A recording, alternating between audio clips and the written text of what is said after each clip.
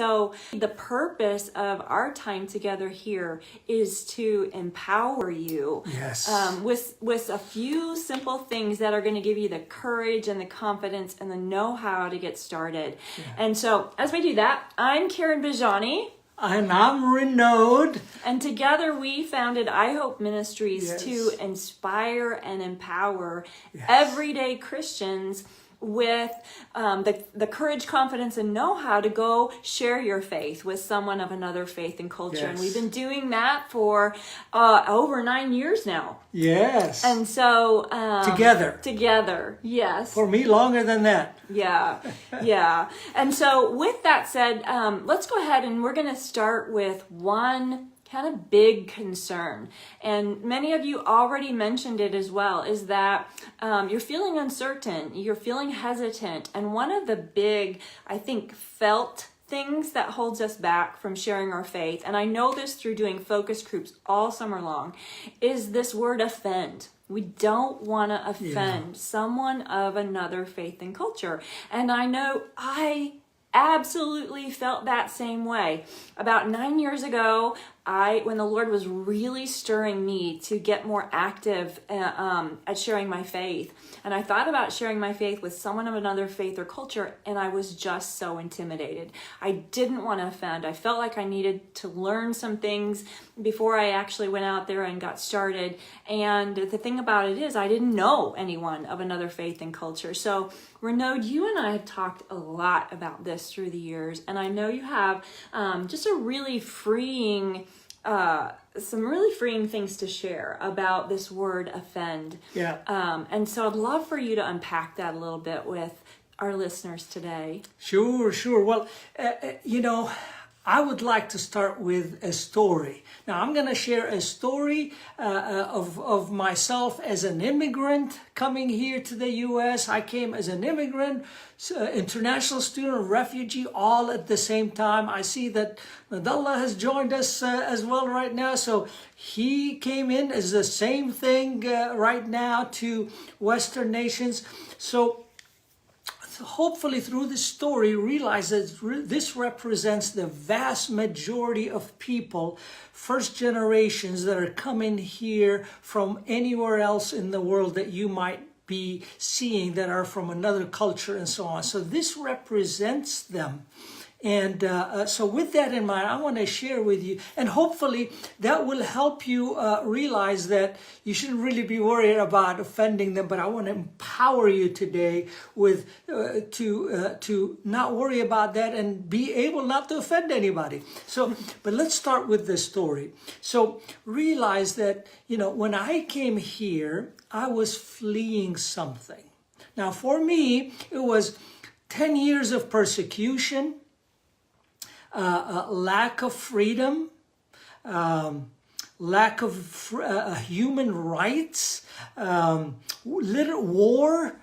So everybody that comes here typically, or more, the vast majority, are fleeing something, and they're also seeking something. So for me, I was seeking opportunity, I was seeking education, I was seeking all of those things. And I dealt with the trauma of losing something. So the people that are here are the same thing. Now for me, I lost my friends. I lost everything that I knew. My home, everything was brand new. I'm in the midst of culture shock. So those immigrants or those people from another culture are going through the same thing.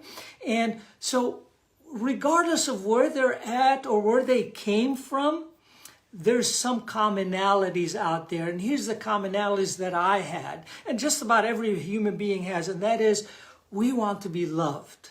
We want to be understood. We want to be accepted. We want a friend. Mm-hmm. For me, it was awful. And for a lot of people here, when they first come here, it is awful. And here's why it was awful for me. Because I didn't have a friend for years.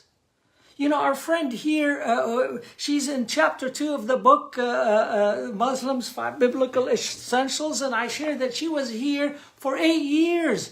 before an American actually befriended her. For me, it was the same thing. I was here for 3 years before an American befriended me. It was lonely. It was awful. It was traumatic. And finally, when I got friended, that's what I was seeking. Now, my friend, he didn't know anything about the culture or where I came from. He had never traveled outside of 2 states in the U.S., so he didn't know anything. So you don't have to be an expert. He didn't know anything, but he asked me. He was just curious. And it wasn't because somebody taught him. He was just asking, well, tell me a little bit more about where you're coming from. What, do you like this? Do you like that? What is it like over there? So he had a lot of curious questions. So I taught him what he needed to know about the other culture. But in that process, I felt the love of Christ flowing through him to me. Now, to me, I wasn't a believer. I hated God and I'd walked away from the Lord at the time. Still, that love is what kept me and what I was seeking. He became my friend. So how do you not offend somebody? Love them. Seek to understand them, just like my friend did. Let the love of Christ flow through them. Be a friend, because all human beings, that's what we need. You know, Renaud, when you say that, all these thoughts are going through my mind, and I was thinking about this woman that I met in Southern California, and she was from the Sudan. And as we befriended one another, she shared with me, Karen, you are the first Christian I've ever met here, and I've lived here 20 years. Oh my goodness. And that's when I realized it really clicked for me. About 9 years ago, I was so worried about offending. I was on eggshells. I just couldn't even fathom walking across the street and engaging with someone of another faith and culture. They were so different than me. I didn't know how to bridge that gap. And Renaud, as you share this, it makes me realize that that word offend, I was so worried about myself that I wasn't others focused, and actually thinking about that other person and how she might be feeling here in the United States. And so that thought was about me more than it was about her. So Renaud, I know you're itching to say something. So I want to share. So as someone that came here from another culture, I was more worried about offending you. I was more worried about offending someone here because I wanted to be loved, accepted. I wanted a friend, and I thought maybe they're not being my friend.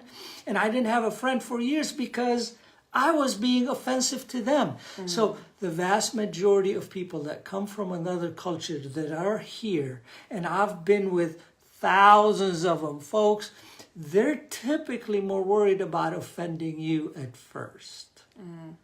And this is not the same as saying you're going to somewhere into the hills of Afghanistan or whatever, and you're going into a deep drive. Yeah, at that point you need to be worried about offending them. But over here, just realize the mentality and the heart and the emotion of where they are coming from.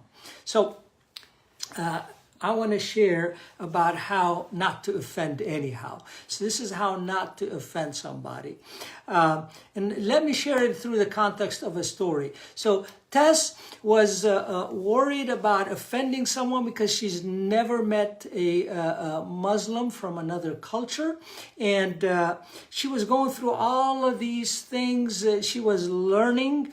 We were at a week-long conference where it was inspiring and equipping them to reach people from another culture, but she had never done it. And she said, well, we're about to go to a mosque. How do I, she was worried about not offending someone from another culture. So I said, Tess, here's what you do.